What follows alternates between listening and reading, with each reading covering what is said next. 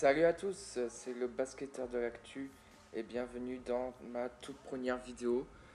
Donc je fais cette vidéo pour présenter un peu ma chaîne, ce que je ferai pendant l'année prochaine sur les vidéos 2K15. Pour l'instant ça sera un match sur la version 2014, donc entre les Suns et les Mavericks. Donc voilà. Donc tout au long de la vidéo, je vous parlerai quel mode je jouerai principalement, si je ferai des matchs, etc. Tout ça. Et puis à la fin de cette vidéo, peut-être que je commenterai le reste du match. Donc voilà. Donc tout d'abord, je me présente. Donc comme je vous l'ai dit, c'est le basketteur de l'actu. Pourquoi parce que tout simplement, pendant mes matchs, je vais vous parler beaucoup de basket, donc de NBA, de l'info, tout ça. Et puis après, il se pourrait que je commente des matchs, surtout en mode mon joueur, ma carrière donc. Voilà, je ferai aussi principalement le mode mon équipe, que j'aime bien aussi. Il se peut des fois que je commente, mais je pense que je vais plutôt plus parler de l'actu en même temps. Des matchs en ligne en mode parc aussi, ça se pourrait. Et puis quelques matchs en partie rapide ou des matchs en NBA réel. Voilà. Il se pourrait aussi que je fasse quelques matchs d'Euroleague où j'en profiterai pour parler un peu du basket européen, de l'Euroleague, de la Pro A, des championnats européens. Voilà, principalement. Donc pour l'instant, je ferai que du NBA 2K15. C'est pas encore prévu que je fasse d'autres vidéos sur d'autres jeux, mais ici pourrait que j'en fasse. Donc voilà. Petite précision sur le mode aussi, ma saison, parce qu'il se pourrait que j'en fasse une sur mode saison. Par contre, il se pourrait que je prenne n'importe quelle équipe. Je pourrais prendre d'ailleurs les Lakers, qui est mon équipe préférée. Mais pour pas faire de jaloux, je préférais que ce soit vous, dans les commentaires, qui votiez. Donc dans les commentaires, en bas, vous mettez l'équipe que vous voulez, donc votre équipe préférée, votre favori pour l'année prochaine, ou une équipe de bas de classement, rien que pour s'amuser. Je prends n'importe quelle équipe. Au bout d'un moment, je vous dirai comment dire, que j'arrête à partir d'un moment tous les commentaires. Et après, je prendrai en compte l'équipe qui a été citée le plus de fois. Et on pourra commencer donc le mode saison. Sur le mode saison, je ferai pas beaucoup de matchs. Peut-être un match sur 5, un match sur 6, parce que j'en ferai que quelques-uns. L'All-Stars Game, ça c'est sûr, je ferai. Et puis les playoffs, peut-être un petit peu plus à la fin, si on accède, bien évidemment. Le mode où il apparaîtra le plus de fois, ça sera certainement le mode ma carrière, donc mon mode préféré en tout cas. Et donc voilà c'est pour la petite présentation. Bien évidemment, si vous avez quelques critiques à faire sur cette vidéo, des conseils à me donner, tout ça, n'hésitez pas à mettre dans les commentaires. Ça, je prends, c'est sûr.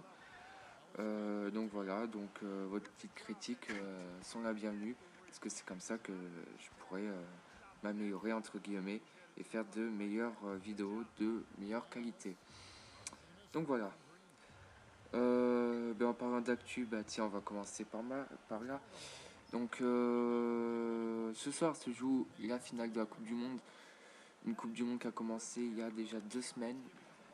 Je sais pas si vous avez suivi sûrement, mais les Français ont terminé troisième de ce championnat du monde. Alors certes, il y a eu la déception des demi-finales face à la Serbie. Mais moi je me suis dit quand même troisième avec une équipe assez jeune qui avait pas trop d'expérience. Ça dépend pour qui. On voit Kim Tilly qui jouait ses premiers matchs avec l'équipe de France, Gobert, Hurtel, Fournier, tout ça, ce sont des petits jeunes, mais bon, c'est l'avenir de cette équipe de France et ça fait plaisir quand on voit les résultats qu'ils nous donnent. Donc une très belle équipe soudée par Borisio et Florent Pietrus. Et puis le leader qui a été Nicolas Batum. Plus sur les phases finales que sur les matchs de poule. Mais bon, voilà, on s'en sort bien, on est une troisième place. Gros match face à la Lituanie. Ça a été, c'était un gros match, mais franchement, ça fait plaisir à voir. Parce que c'était assez mal parti en début de Coupe du Monde, où les Bleus ont été assez timides, hein, une défaite face au Brésil. Alors que franchement, c'était jouable. Puis une victoire d'un petit point contre la Serbie, justement. Et puis après, ben, il y a eu l'Égypte, il y a eu l'Espagne, où là, bon, 24 points d'écart pour l'Espagne. Voilà. Et puis ce match face à l'Iran, on a eu peur parce que à 5 points près, bah, c'est l'Iran qui prenait notre place en huitième de finale. Donc oui, on a eu peur et on s'est dit mais qu'est-ce qu'on va faire en huitième de finale face à la Croatie? Et bien justement, c'est à partir de là qu'on a vu une bien belle équipe de France où ils ont aussi à se qualifier. Et puis là, ce match face à l'Espagne, tout le monde disait que les Espagnols allaient passer. C'était la Coupe du Monde des Espagnols, c'était la finale Team USA Espagne. Et ben non, ils sont tombés face aux Français. Gros match des Français, parfait. Ils ont fait un gros match à prendre jusqu'à la 40e minute. Très belle défense. Ils se sont pris que 52 points, que les Espagnols ont l'habitude de dépasser facilement les 80 points. Donc ouais, ça a fait plaisir. Et puis bon, cette demi-finale, quand je vous dis, c'est un peu décevant. Mais quand on y pense, c'est quand même un beau parcours. Un beau parcours des Français. Puis à confirmer l'année prochaine face à l'Euro 2015 en France. Donc ça va être chouette. Ça va se passer à Lille pour les phases finales et phases de poule. Ça sera Montpellier, Zagreb, Berlin et Riga. Donc ouais, ça serait chouette de décrocher encore une médaille. Et là, je peux vous dire qu'ils viseront bien évidemment l'or, tenant du titre. En plus, sauf blessure, il y aura Tony Parker, très certainement Joachim Noah. Donc voilà, il y aura peut-être une très belle équipe. Donc voilà ce que je pourrais dire de cette Coupe du Monde. Donc qui se termine ce soir par finale USA Serbie. Donc là, on va pas se mentir, hein, les USA sont largement favoris, mais attention, on croit tout de même aux exploits. Donc voilà, c'est à 21h ce soir. Voilà, donc on va peut-être revenir un peu sur le match. Donc oui, je suis un grand fan des Lakers. J'adore les Raptors aussi. Mais sur le jeu, sur 2K14, je prends de toutes les équipes. Donc je peux jouer là comme ici avec Phoenix. Je peux jouer avec Boston, je peux jouer avec les Clippers, je peux jouer avec les Bucks. Enfin n'importe quelle équipe, j'aime bien. On peut toucher à tout. Voilà, donc je prends un peu moins que les équipes d'Euroleague. Je préfère vraiment les équipes NBA. Donc voilà. Donc là, j'ai pris les Phoenix Suns face aux Mavericks. Deux équipes l'année dernière qui se sont battues pour les playoffs jusqu'au bout et au final c'est Dallas qui est passé. Donc là on est au deuxième quart-temps, début de match très serré. Donc on va passer au match. Donc, voilà. Alors que là, un petit 3 points, ça a été mon arme fatale tout au long du match. Calderon à la main côté Mavericks. Toujours le grand Nowitzki qui a fait un gros match. Difficile de l'arrêter. Et puis là, le panier facile d'Alembert. Alors oui, j'ai pas fait non plus le plus beau match de ma vie. Hein. Ça, je vous l'avoue. Côté défense, j'ai été un peu minable. Mais bon, c'était juste histoire de vous faire une petite vidéo pour vous présenter ma chaîne. Donc voilà. Donc la balle sera rendue aux Saints. Donc ouais. Donc remise en jeu en bas du panier. On essaie de jouer avec Marcin Gortat en bas. C'est une chose que je fais souvent, j'essaie de souvent trouver les pivots sur remise en jeu pour pouvoir éventuellement mettre un panier rapidement et facilement. Mais ça marche très rarement, mais je tente quand même. Donc, voilà. Pour revenir sur le mode ma carrière, donc je créerai un joueur, ça c'est sûr, dès le premier jour. Euh, je ferai certainement un meneur arrière. Donc là, autant vous dire que je vise les premières places. Franchement, je m'en fiche un peu de l'équipe. Hein, parce que peut-être, mis à part Cleveland, où là, j'aurais pas forcément de 5 majeurs dès les premiers jours avec Kyrie Irving, John Waiters. Oh, peut-être prendre la place de John Waiters, c'est possible. Mais bon, ça risque d'être chaud. Euh, Après, non, j'ai pas trop calculé. Hein. Et peut-être les Bucks, mais bon, c'est pas que j'aime pas cette équipe, hein, mais ça me tente pas trop. Surtout que leur seul star l'année prochaine sera Jabari Parker. Et si je me fais drafter à sa place, bon, bah, je devrais m'amuser tout seul. Puis après, les Philadelphie, ça c'est mort parce que j'aime pas du tout cette équipe. Même à l'époque où ils étaient en playoff, non, j'aime pas. Bon, après, on verra. Les Lakers, ça m'arrangerait. J'adore cette équipe. En plus, jouer avec peut-être Julius Randle, tout ça, ça serait intéressant. Donc voilà. Donc contrairement à ce que pensent la plupart des gens, moi je suis optimiste pour les Lakers. Tout le monde dit qu'ils n'ont pas fait un été très, très convaincant, hein, parce que oui, c'est clair, ils cherchaient Carmelo Anthony, même LeBron James. À la fin, bon, ils ont Carlos Boozer, Jeremy Lin, mais bon, c'est toujours ça de gagner. Euh, Quand on y pense, ça va être dur pour les playoffs. Mais bon, vous voyez, les Saints, on les estimait entre la 13e et 15e place. Ils ont fait une énorme saison, à plus de 55% de victoire.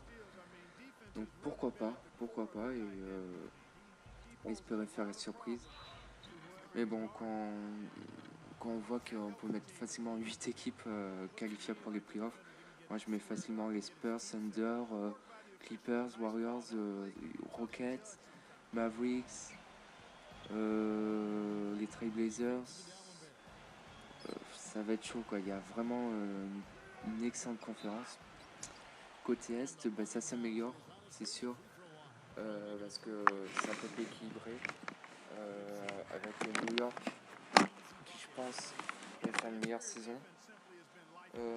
Les Nets, je sais pas, je vois pas trop où c'est que pourraient finir les Nets l'année prochaine. J'arrive pas trop à voir parce que Deron Williams, bon, c'est un peu un point d'interrogation. Hein. Qu'est-ce qu'il devient? Bah, il est en train de baisser pour moi personnellement. Donc voilà, et puis si Brook Lopez, bah, il revient en forme, bah, ça peut être intéressant pour New York, pour Brooklyn, pardon. Donc oui, je disais, ça devient un peu plus équilibré parce que malgré le départ de LeBron James, Miami reste pour moi largement une équipe qualifiable pour les playoffs. Parce que quand on voit quand même le potentiel, bon, il reste Dwayne Wade, il reste Chris Bosh, ils ont Holden, ils ont Josh McRoberts, Norris Cole. Enfin, pour moi, c'est pas possible qu'ils passent pas en playoff. Mais bon. Et puis, bon, Cleveland qui récupère LeBron James. S'ils sont pas en playoff, c'est que Cleveland a un sérieux problème. Mais bon, ça, normalement, bah, ils devraient se qualifier. Voilà. En plus, ils ont récupéré Kevin Love, donc une raison de plus que ça équilibre l'Ouest parmi l'Est. En revanche, les équipes de bas de classement niveau Est l'année dernière, je pense qu'elles peuvent se relever. Milwaukee, en tout cas, bon, peut-être pas cette année, mais dans 2-3 ans, ça devrait être une bonne équipe. Orlando, il faudra faire attention à eux parce qu'ils ont des jeunes talents, des beaux jeunes talents en tout cas. Ils ont récupéré Evan Fournier, ils ont Victor Oladipo. Ouais, ils ont, pour moi, je je sais pas s'ils ont vraiment une équipe de playoffs, mais ils sont sur la route d'un beau projet en tout cas. Les Pistons, par contre, là, je peux pas dire grand chose. Hein, je vois pas comment ils peuvent s'en sortir l'année prochaine. Il faudra compter sur le secteur intérieur, hein, Monroe, Drummond, Joe Smith qui s'entraîne, qui s'est entraîné, pardon, je vais y arriver, sur le poste 4 cet été. Mais bon, franchement, je vois pas comment ils pourraient s'en sortir. Pareil pour les Sixers, alors eux, cet été ça a été une catastrophe parce que ils ont laissé partir Theodosius Young, peut-être leur seul leader, et tout ça pour récupérer Alex Schfeld et Gigi Barea. Moi je dis, c'est pas très élégant tout ça. Mais bon, si voilà, il y a Nerlens Noel qui revient de blessure, dans 2 ans il devrait certainement avoir Embiid. Plus un nouveau tour de draft parce que je pense qu'ils vont quand même rester en bas de classement, hein, les Sixers. Donc s'ils récupèrent un bon tour de draft qui garde une raquette qui serait composée de Noel Embiid plus quelques éléments, peut-être récupérer quelques joueurs expérimentés. Voilà, j'ai bon, bah, pourquoi pas, mais pour l'instant, pas du tout. Pas du tout, non. Donc voilà, en revanche, Atlanta, bon, bah, ça devrait être une équipe encore qui devra encore se battre pour les playoffs, mais bon, ça devrait pas être si facile que ça. En revanche, si parce qu'ils ont quand même une bonne raquette, hein, moi je les vois bien quand même entre la 6e et 8e place, mais pas plus haut. Il faudra confirmer pour les Raptors qui ont fait une magnifique saison, malheureusement éliminé au premier tour des playoffs. Donc il faudra confirmer leur belle ascension. Les Nets, bon bah comme je vous ai dit, je sais pas trop ce qu'ils vont faire. Après il y avait qui d'autre Bon bah il y avait les Bobcats, ça j'aime bien. Bah, bon maintenant les Hornets, cette équipe elle me plaît bien. Elle me plaît bien parce qu'il y a vraiment des joueurs que j'aime, par exemple Al Jefferson qui est un de mes joueurs préférés au poste 4. Kemba Walker, bon c'est pas mon meneur préféré, mais il a un bon potentiel. Et puis ces jeunes comme Cody Zeller, Kilgi Christ, il y a qui d'autre, ils ont drafté pardon, PG Arston et un deuxième, je me souviens plus de son nom, bon bref, Noah Vonley, voilà. Mais bon, qui devrait peut-être pas beaucoup jouer cette saison. Voilà, par contre ils ont laissé partir donc comme je vous ai dit tout à l'heure, Josh McRoberts-Sweet. C'est un joueur que j'aime plutôt celui-là. Mais bon voilà, je pense que les Hornets ont quelque chose à faire l'année prochaine. Voilà. Il y avait qui d'autre, les Bulls. Les Bulls qui eux, bon bah je pense que tout le monde les attend. Tout le monde les attendait aussi l'année dernière avec Derrick Rose, mais bon, il s'est vite reblessé. Est-ce que là, ils pourront enfin faire une belle saison, comme ils l'ont fait quand Derrick Rose était élu MVP de la saison régulière? Il y a beaucoup de fans, je sais, qui sont fans des Bulls et qui les attendent vraiment en sérieux. Donc je pense que là, faudra s'y mettre. Faudra s'y mettre et aller chercher une place entre la première et la quatrième. Donc voilà. Voilà ce que je pouvais dire sur cette conférence Est. Donc maintenant on va passer à l'Ouest, où là c'est plus intéressant. Vraiment des gros effectifs un peu partout. Donc pour moi les favoris à l'Ouest, je pense que ça devrait rester les Spurs. Donc certes c'est un effectif qui commence à vieillir un peu, mais petit à petit on s'en rend compte un peu plus maintenant. Mais il y a la nouvelle relève, donc avec Kawhi Leonard, Patty Miles, ils ont drafté Kyle Anderson. Apparemment, c'est un très très bon choix. Donc pour moi, ça reste quand même les gros favoris à l'Ouest. Une autre équipe du Texas qu'on attendait beaucoup cet été au niveau des transferts, c'était les Rockets. Donc comme beaucoup de clubs, ils avaient des ambitions bon, sur LeBron James, Carmelo Anthony, mais le plus sérieux, c'était Chris Bosh. Il n'est pas passé loin de signer aux Rockets, mais finalement il a re-signé aux Heat. Les Rockets, donc, ils sont les grands perdants de cet été parce qu'ils perdent Chandler Parsons, ils perdent Omer Azik, ils perdent Jeremy Lin, tout ça pour récupérer Trevor Ariza. Ils ont récupéré un autre meneur il n'y a pas longtemps. Euh, tout ça, ils voulaient Raymond Chesson aussi. Donc tout ça pour ça, ils ont récupéré aussi un peu d'argent. Je sais pas s'ils ont récupéré des tours de draft. Mais bon, c'est pas forcément les plus gros transferts de cet été. Mais quand même, bon, ils ont quand même James Harden, ils ont quand même Dwight Howard, James Jones aussi, Terrence Jones que j'aime bien aussi. Euh, bon, ça devrait être quand même une équipe qui devrait passer en playoff, aller peut-être passer au premier tour cette fois-ci, mais pas plus.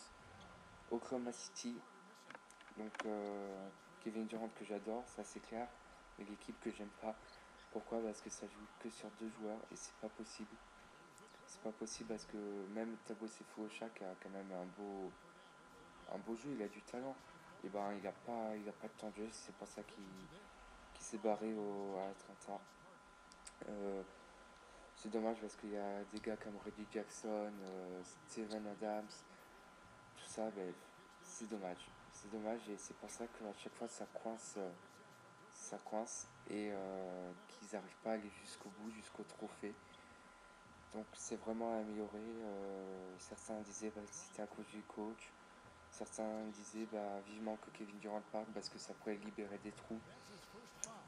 Mais bon, pour l'instant, mais, j'accroche pas. Mais bon, voilà, ça devrait rester quand même un leader à l'ouest, comme ils le font sur ces dernières années.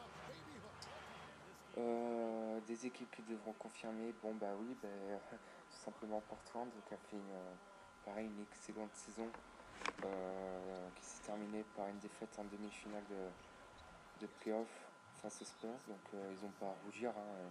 Franchement, ils ont fait une belle saison. Ils ont un gros effectif très prometteur. Les Warriors aussi qui, euh, qui devront confirmer, mais cette fois-ci, peut-être essayer de passer le premier tour. Ils ont quand même des gros joueurs, bah, Curry, Thompson, Lee Bogut, Igodala, Barnes. C'est quand même du lourd, mais bon, à chaque fois ça bloque. Bon, bah après, je pense que toutes ces places, peut-être de la première à la sixième, seront prises par les équipes que je viens de vous citer. Et après, les deux dernières, bon, bah, ça jouera peut-être avec Phoenix, Memphis, Dallas, qui pense, que je pense va se qualifier parce qu'ils ont vraiment un gros effectif. Ils ont récupéré Chandler Felton, donc Chandler qui jouait déjà à Dallas en 2011 quand ils ont gagné le titre. Et ils ont récupéré surtout Chandler Parsons. Ils ont toujours le bon vieux Nowitzki. Donc ouais, ouais, ça va être... pour moi, ils devraient passer. Puis après, bon, bah, ça devrait se jouer avec Phoenix, Memphis. Pourquoi pas Minnesota. Parce qu'on s'est dit, bah voilà, ça fait des années que Kevin Love est au club, des années qu'ils n'arrivent pas à aller en playoff. Aujourd'hui, ils ont Wiggins, ils ont Bennett, ils ont Theodosius Young, ils ont toujours Rubio, ils ont toujours Martin, ils ont toujours Pekovic. Donc pourquoi pas. Mais bon, c'est à voir. Pourquoi pas des playoffs. Et puis j'espère les Lakers. Mais bon, ça risque d'être dur, hein, j'avoue. On peut mettre aussi Denver, mais je vois pas trop comment ils pourraient rivaliser. Donc ça va être vraiment vraiment serré. Franchement, si j'arrive à prédire les 8 équipes, bah, chapeau parce que sur la 7ème et 8ème place, je pourrais en mettre plein des équipes. Bon bah les Kings, franchement, je sais pas s'ils pourraient. Hein. C'est comme Utah, c'est comme les Pelicans. Les Pelicans, ils pourraient peut-être jouer la 9e place, mais bon, pas plus. Donc voilà ce que je pouvais vous dire de ce match, de cette présentation, de cette description pour l'année prochaine. Donc on arrive à la fin de cette vidéo. J'espère franchement qu'elle vous aura plu. C'est ma toute première, donc c'est la première fois que je faisais une vidéo. Donc s'il y a des choses qui vous ont pas plu, tout ça, vous mettez dans les commentaires. Ça ne me dérange pas. Justement, je vais m'en servir pour m'améliorer. Et c'est comme ça que ce match se termine. Et moi, je vous dis ciao et à la prochaine.